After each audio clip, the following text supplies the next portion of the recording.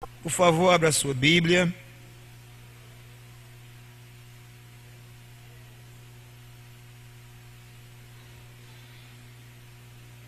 Todo mundo encontrou? Diz a palavra: Rogo-vos, pois, irmãos, pelas misericórdias de Deus, que apresenteis os vossos corpos por um sacrifício vivo, santo e agradável a Deus, que é o vosso culto racional. E não vos conformeis com esse século, mas transformai-vos pela renovação da vossa mente, para que experimenteis qual seja boa, agradável e perfeita vontade de Deus. Amém. Vamos orar? Muito obrigado, Pai, pela Tua palavra que acabamos de ler. Nós acreditamos que esse livro que temos em nossas mãos foi inspirado pelo Senhor, que a Tua palavra, e que quando ela é pregada, Senhor Deus, exposta com verdade e sinceridade, e quando há uma atuação do Teu Espírito, acontece, Senhor Deus, coisas maravilhosas na vida, Senhor Deus, de quem dá ouvidos a ela. Então eu peço que o Senhor me use agora, por favor, na instrumentalidade do Teu Espírito, que o Senhor possa iluminar a mente dos que estão aqui para entender a Tua palavra, e possa abrir o coração para recebê-la, e dar disposição para guardá-la, Senhor Deus, e praticá-la em sua vida. O que eu peço ao Senhor, em nome de Jesus. Amém. Podem sentar-se, irmãos. Nós colocamos um tema para que a gente possa fixar bem a palavra. Alguém já disse que é importante você colocar um tema na exposição, porque a tendência é você depois, com o tempo, esquecer daquela palavra. Mas se você conseguir lembrar um tema, ela puxa a sua memória e você consegue lembrar aquele restante. Então o tema que eu coloquei é a seriedade e a felicidade da vida cristã. Tá bom? Eu gosto sempre de, no início da exposição, explicar o texto, né? Porque eu entendo que a pregação tem em si um aspecto didático. Toda pregação tem que ensinar alguma coisa, e você não pode pregar a palavra de Deus sem explicar o texto que você está pregando. Então nós vamos fazer primeiro uma exposição do texto e depois nós vamos trazê-lo para uma aplicação prática na nossa vida. O apóstolo Paulo, ele está escrevendo essa carta aos Romanos, e ela é considerada a carta, a rainha, digamos assim, do escrito paulino. Foi essa carta que levou, por exemplo, a Martinho Lutero, através da leitura dela, a escrever as famosas 95 teses e começar o texto da Reforma Protestante. Boa parte dos ensinos doutrinários, especialmente de ensinos reformados, acham sua maior substância na carta de Paulo aos Romanos. Então é uma carta super interessante. Por quê? Porque nela você encontra os grandes temas do Novo Testamento. Você vai encontrar nessa carta, por exemplo, desde o capítulo 1, o tema da perversidade completa do ser humano. O apóstolo Paulo vai dizer que todo homem é mau, vai falar da idolatria. Depois ele vai mostrar que judeu e gentio todos são iguais diante de Deus em pecado e em salvação. É nessa carta que o apóstolo Paulo vai falar em justificação pela fé, etc. Na questão da doutrina da soberania de Deus, de todos encerrados debaixo do pecado, da eleição pela graça, etc. Então ele passa do capítulo 1 até o capítulo 11, dando doses cavalares de doutrina para essa igreja, de ensinamento bíblico muito forte.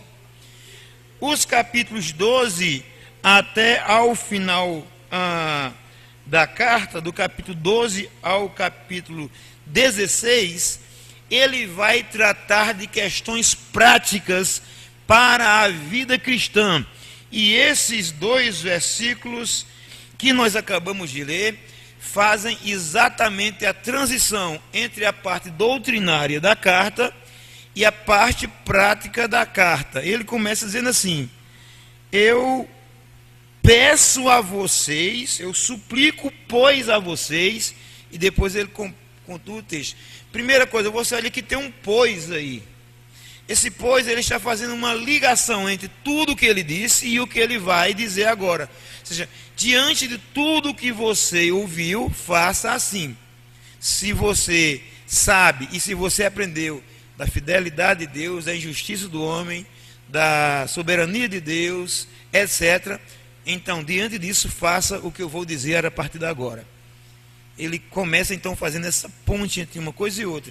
E é super interessante a maneira como ele o faz. Ele diz: eu rogo a vocês, eu rogo pela misericórdia de Deus que você faça isso. Esse rogo pela misericórdia de Deus é uma maneira assim elegante do tradutor da Bíblia em português dizer assim: pelo amor de Deus. Quando ele diz eu rogo-vos pela misericórdia de Deus, é uma ordem dada com amor, ou então é uma ordem dada com muita ênfase. É como aquele patrão que é patrão e pode dar ordem ao seu funcionário e diz: por favor, faça tal coisa. Se você for um cara inteligente, você está entendendo que ele está mandando você fazer isso. Mas se você for um cara abestalhado e achar que você está em pé de igualdade, por isso que ele pede por favor, aí você não faz e é demitido. Então o apóstolo Paulo tinha autoridade sobre a igreja, mas o que ele vai tratar é algo tão sério que ele diz: pelo amor de Deus, faça isso. Ele vai mostrar que é muito sério a prática da vida cristã em relação a um ensino cristão, ou seja, que você tem que aprender e praticar aquilo que você aprende. Rogo-vos, pois, pela misericórdia de Deus. Aqui ele estabelece, coloca o ponto de divisão entre a parte teórica e a parte prática da carta. As cartas de Paulo todas têm isso: uma parte teórica maior, uma parte doutrinária, teológica, e uma parte prática para a vida do crente. Depois que ele faz essa súplica, né? Rogo-vos, pois, irmãos, ele, pelas misericórdias de Deus, ele diz que vocês apresentem o vosso corpo por um sacrifício vivo, santo e agradável a Deus, que é o vosso culto racional. Interessante que esse texto aqui, essa expressão racional, ela poderia ser traduzida sem perder em nada por culto espiritual. O termozinho grego para pensamento e para espírito é basicamente o mesmo. Psique, né? De onde vem também alma, etc. Então, o apóstolo Paulo diz assim: eu peço a vocês que apresentem o corpo de vocês como culto, porque isso é altamente espiritual. Ele está querendo aqui tirar da cabeça dos crentes que espiritual é só as questões relativas, por exemplo, a culto na igreja, a liturgia, a cerimônia. Ele disse: não, eu peço a vocês que apresentem a vida de vocês, o corpo de vocês. O corpo é aquilo que nós temos, pelo qual vivemos. A gente come com o corpo, a gente ama com o corpo, a gente vive com o corpo, a gente chora com o corpo, a gente se relaciona com as pessoas com o corpo, ou seja, a gente vive com o corpo. Isso é tão importante que a palavra de Deus diz que quando o espírito sai do corpo, o homem deixa de existir. O homem é uma unidade composta entre corpo e espírito. Sem espírito existe o espírito de um homem e o corpo de um homem, o espírito de uma pessoa e o corpo de uma pessoa. Só é gente quando está unido. E quando o espírito sai da pessoa, morre. Então a vida de uma pessoa é muito importante para com Deus. Não é somente o tempo que ele tem de oração, de leitura da palavra de Deus, e que vai, mas ele está dizendo: o seu dia a dia, aquilo que você faz com o corpo, você deve apresentá-lo como culto a Deus. Aí você vai lembrar do que Paulo disse em outro momento: quer comais, quer bebais, aos Coríntios, né? Quer façais qualquer outra coisa, faça tudo para a glória de Deus. Ou seja, o que você vive com o corpo, você apresenta a Deus e faça disso culto. Culto não é só quando você vai na igreja ou quando você se junta com irmãos. Culto é vida, é dia a dia. É como você vive com o Senhor no seu corpo. E aí a santidade do corpo entra como algo muito importante aqui. E ele vai então dizer como é que esse culto no corpo deve ser apresentado ao Senhor. Disse: então eu peço que vocês apresentem o seu corpo como um sacrifício.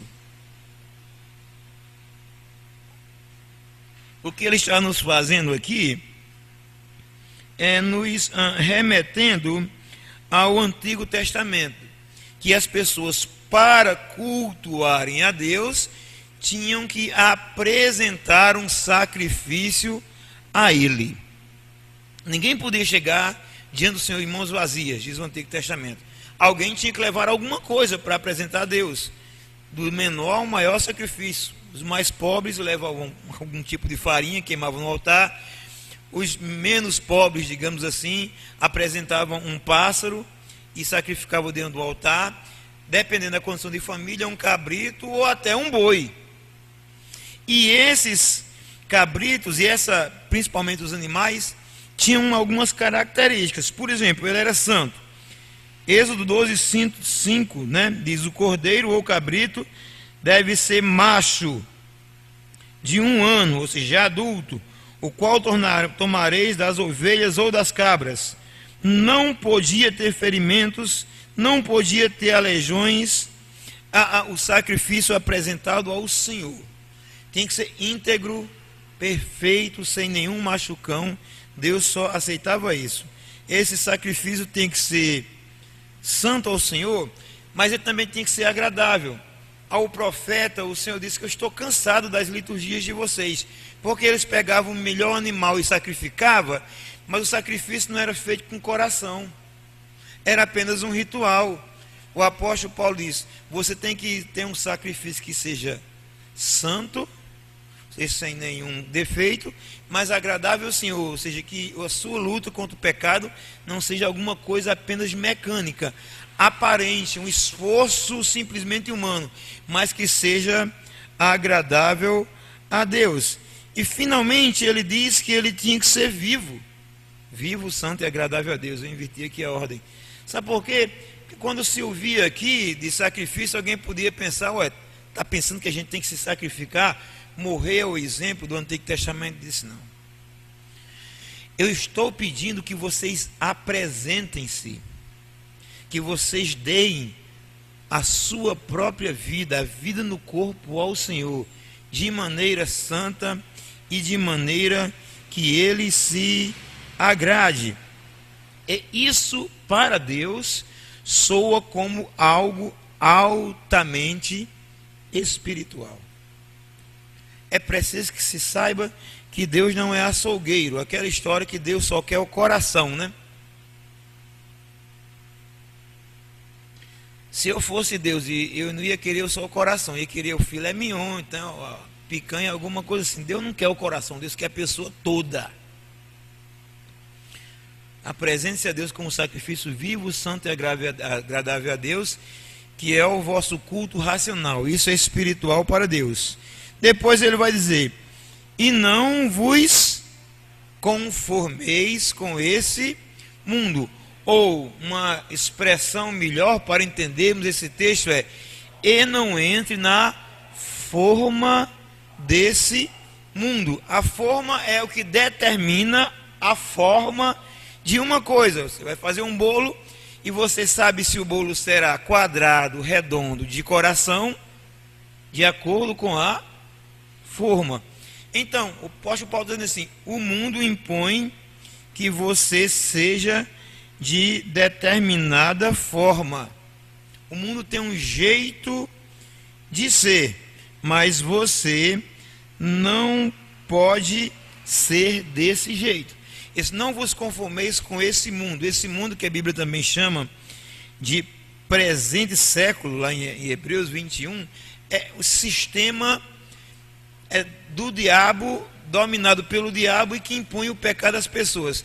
Eu não sei se vocês já conseguiram perceber, mas pecado é pecado o tempo todo, e ele é meio mimético, o pecado. Ele fica se escamoteando e fica se adaptando ao tempo, e as pessoas se adaptam ao pecado. A palavra de Deus diz que a nossa luta não é contra carne nem sangue, lá em Efésios, mas é contra quê? Contra os principados e potestades, contra os dominadores desse mundo tenebroso. Interessante que esse termo dominadores é o termo usado para pessoas que faziam inteligência de guerra, então, que planejavam como é que atacavam, etc.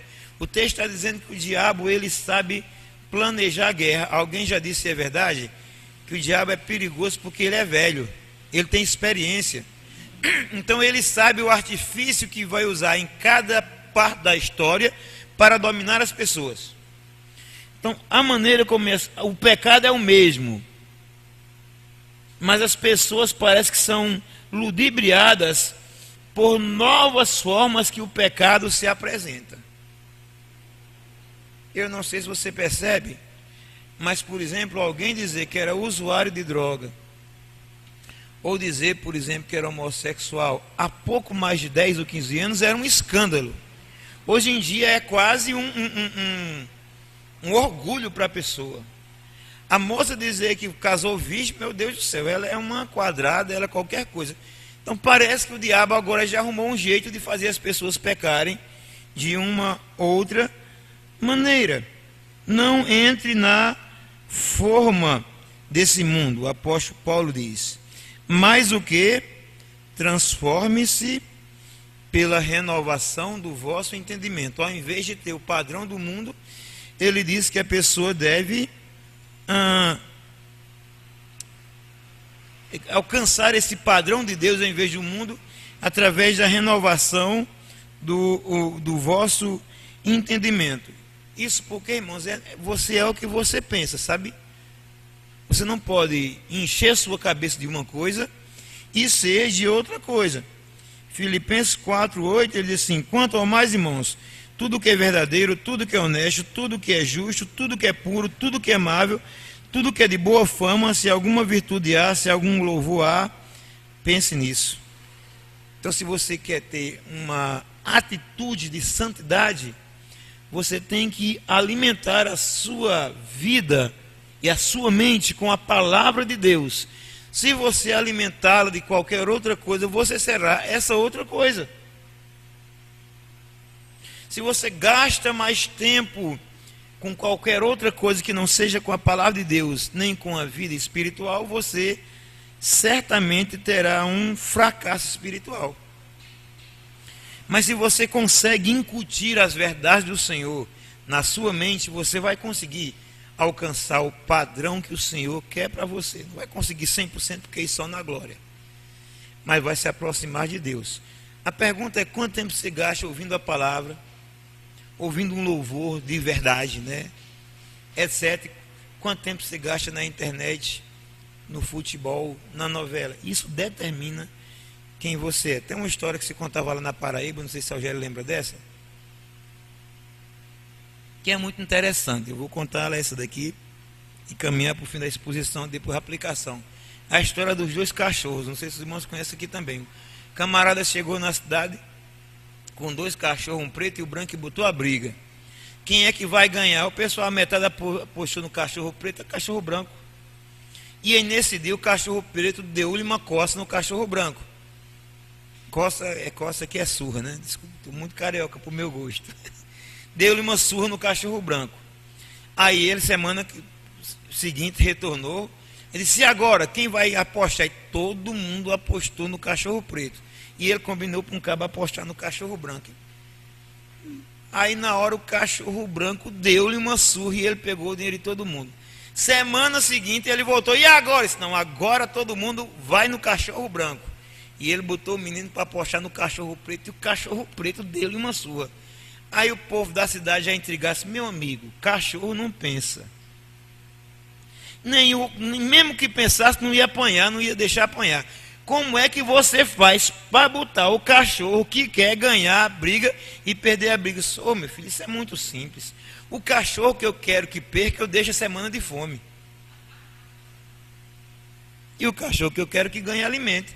Então o alimentado vence e o de fome perde. Se você alimentar a sua vida, a sua mente, o seu pensamento da palavra de Deus, você vai ganhar. Mas se você alimentar a sua mente das coisas do mundo e deixar a velha natureza forte e a natureza espiritual dentro de você fraquinha, você vai perder. Não tem como. Finalmente, o apóstolo Paulo termina o versículo 2, dizendo que existem consequências de bênçãos para quem então resolve viver esse padrão de santidade. Ele diz assim, para que experimenteis qual seja a boa, agradável e perfeita vontade de Deus. Ele diz que viver vida com Deus desembocará sempre em entender e viver a vida e a vontade de Deus, que é boa, perfeita, agradável. Atenção, não é a boa, agradável e perfeita vontade da gente. É a boa, perfeita e agradável vontade de Deus. Deus, ele é soberano. A vontade dele é soberana. Ele diz, através de Jó, bem sei que tudo podes, e nenhum dos seus planos poderá ser impedido. Aquilo que ele quer, ele o faz. E ninguém pode escapar de sua vontade. E o barro não dirá para o oleiro, por que me fizestes assim? Nem a coisa criada para o seu Criador. Ele diz isso lá em Romanos capítulo 9. O que nós devemos entender é que essa vontade soberana de Deus também é uma vontade amorosa, que a vontade de Deus para nós sempre será melhor do que a nossa vontade para nós. Queridos, o que é que isso fala para a gente? Será que esse texto aqui é só para Romanos ou será que isso é para a nossa vida também? Preste atenção, o apóstolo Paulo mostra como é bom viver a vontade de Deus, boa, perfeita, agradável, traz bênçãos para a vida, mas ele mostra também que isso é cheio de responsabilidade. Tem gente que não entendeu isso ainda. Jesus disse que quem quiser segui-lo tem que renunciar à própria vida, né? Quem quiser vir após mim, a si mesmo se renuncie, toma a sua cruz e siga-me. Mateus 16, 24. Existe uma vida boa que Jesus dá. Em João 14, 17, ele disse, eu deixo a minha paz eu dou a você. Mas esse mesmo Senhor que exige de nós santidade, diz que dará a nós uma santidade perseguida muitas vezes à custa de dores. Deixo-vos renuncia-se a si mesmo. É o mesmo Deus que nos dá a sua paz. Tanto que os primeiros crentes dizem que viviam um estado de graça. Atos 2,46. Eles comiam o pão com singeleza e alegria do coração. Acontece que a gente tem a tendência de correr para os extremos. Tem gente que só percebe a parte boa da vida cristã. É só bênção. É o camarada que acha que Deus é bom, que Deus não se importa com o que ele faz, mas só lhe abençoa. É o irmão que acredita no crente, no Deus Papai Noel, né? Que no Natal traz o presentinho e eu posso viver de qualquer maneira. Deus não aceita esse tipo de irresponsabilidade. A vida cristã é séria. Não há mais tempo para viver uma fantasia. Jesus foi muito duro com isso, ao dizer lá em Lucas 16:1, é impossível que os escândalos venham, mas ai daqueles por quem vier o escândalo. E existe aqueles irmãos que só conseguem ver a parte dura do evangelho também. Eu não sei se os irmãos conhecem esses aí, que o cidadão que tem aquela ditado na ponta da língua, né? Não sei se vocês conhecem. Ser crente é muito difícil. Quando eu vejo uma pessoa dizendo que ser crente é muito difícil, eu só me lembro dos israelitas ali no deserto, né? Que estavam no meio do deserto e sentiram saudade do Egito. Morreram todos eles no Egito. Queridos, a palavra de Deus diz em 1 João 5,3, porque esse é o amor de Deus, que guardamos os seus mandamentos, e os seus mandamentos não são penosos. Em João 14,15, Jesus disse, se vocês me amarem, vocês guardarão os meus mandamentos. Foi isso que Jesus disse. Tem muita gente que acha que ser crente é pesado porque não ama a Jesus. Está na igreja por conveniência, por bênção, porque tem amizade com alguém. E quando se depara com a vida cristã, acha aquilo um fardo. Eu lhes digo que, com todas as dificuldades que a vida cristã pode ter, eu lhes digo que não tenho saudade do Egito nenhuma. E nem quero aquela vida nunca mais para mim. Para mim, a boa vida é a vida de servir a Deus. Eu acredito que isso é o que pensa todo crente sincero. Eu acredito que o crente gosta tanto de servir a Deus, o crente de verdade, que quando ele peca, ele fica triste. Se você amar a Jesus, se aproximar dele, se parecer mais com ele, você amará os seus mandamentos e praticará isso com a verdade. E querido, escute, não sei se você percebeu, mas a prática correta depende de uma doutrina correta. O apóstolo Paulo só disse o que eles deviam fazer com suas vidas depois de ter ensinado um monte de coisa. O que se quer dizer com isso? É que você não pode praticar aquilo que você não conhece. Tem muito crente por aí alienado, vivendo uma vida cristã que não agrada a Deus porque obedece a homens, porque obedece a mandamentos humanos que não estão na palavra de Deus, ou então não obedece a ninguém, vive de todas as maneiras, porque não conhece a palavra de Deus, querem viver com Deus, mas não sabem como viver com Deus, e tentam viver de toda maneira. Eu comprei uma TV nova e foi uma graça, né?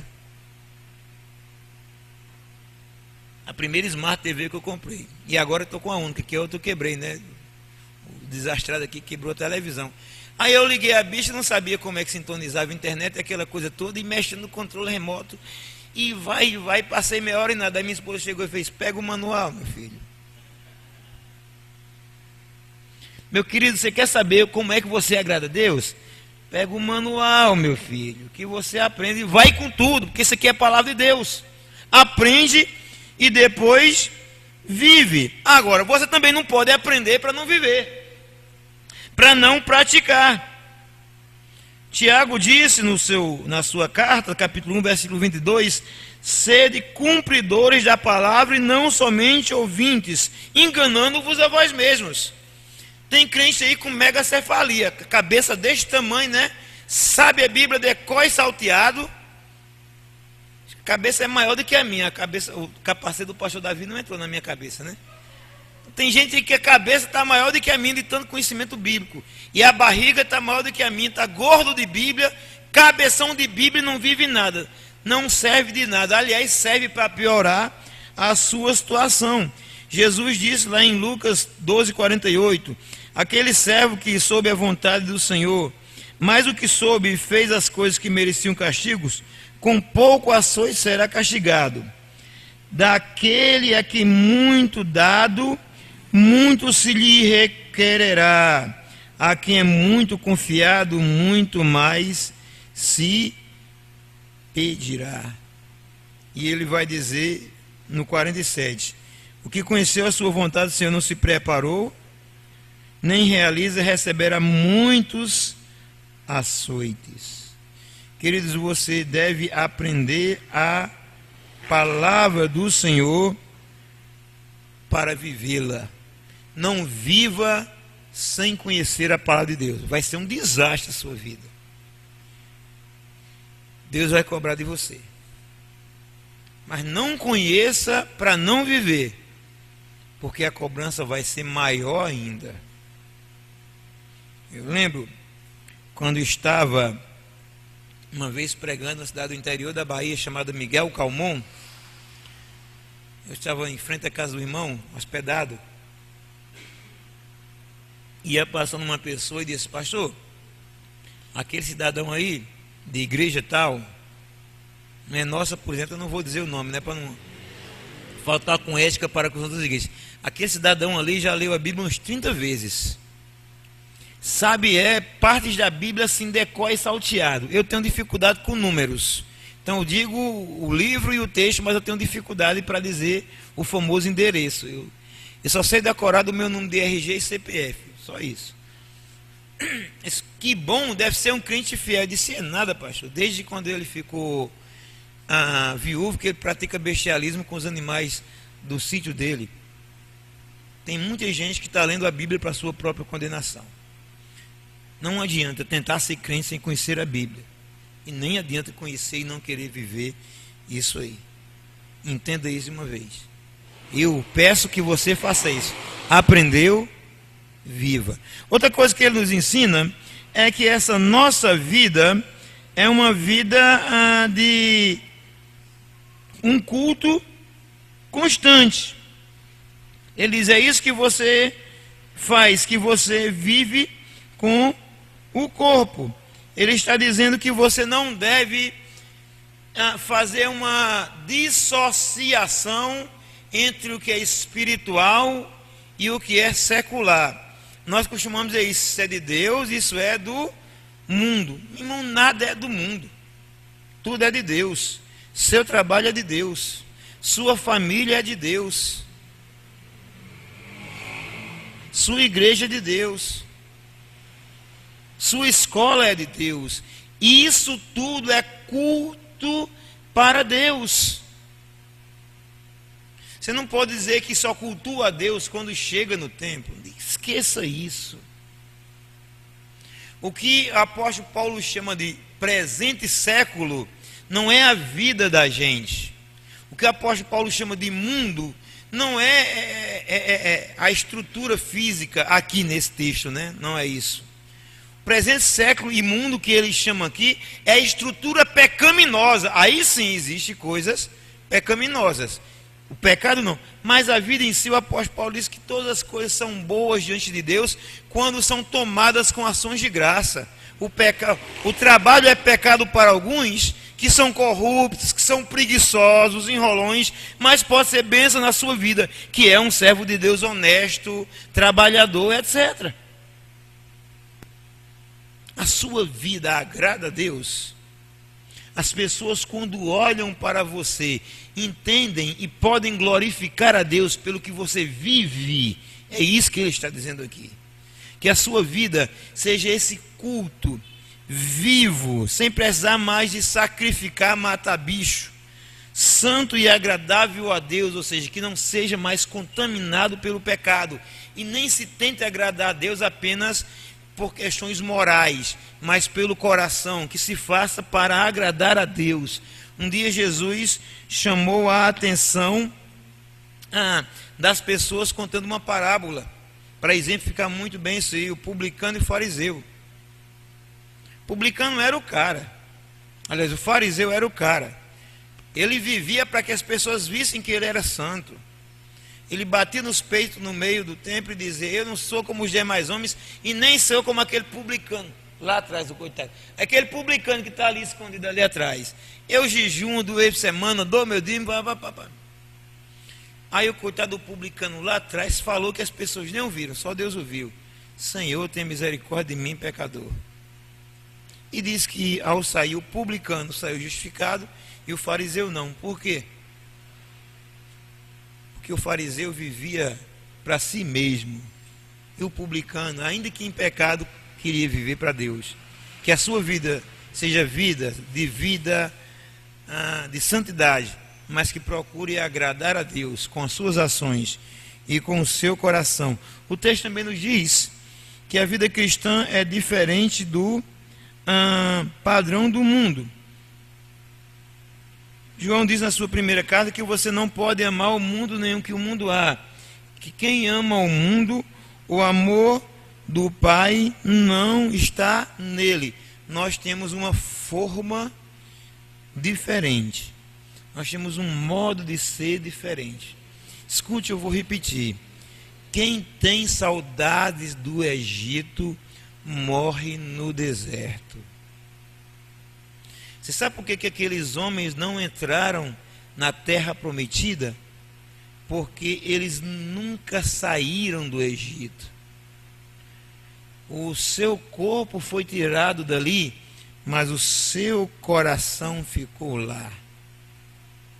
Enquanto uma pessoa amar ao pecado, saber-se-á que aquela pessoa nunca foi salva.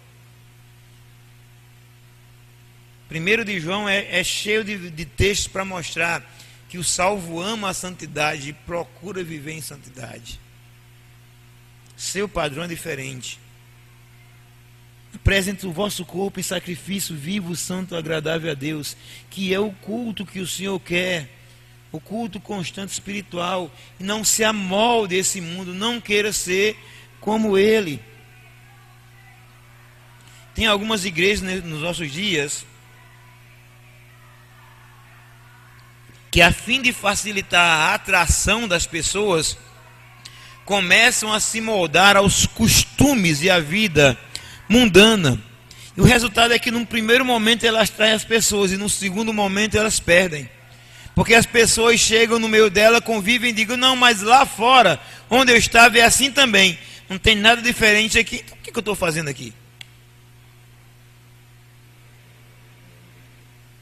Só pode transformar situações quem é diferente. Quem é igual não pode transformar. Deus nos chamou para a santidade. Nós conseguimos esse padrão, diz a palavra, quando a nossa mente é transformada pela palavra de Deus. Salmo 119, versículo 11. Eu escondi a tua palavra em meu coração, para não pecar contra ti.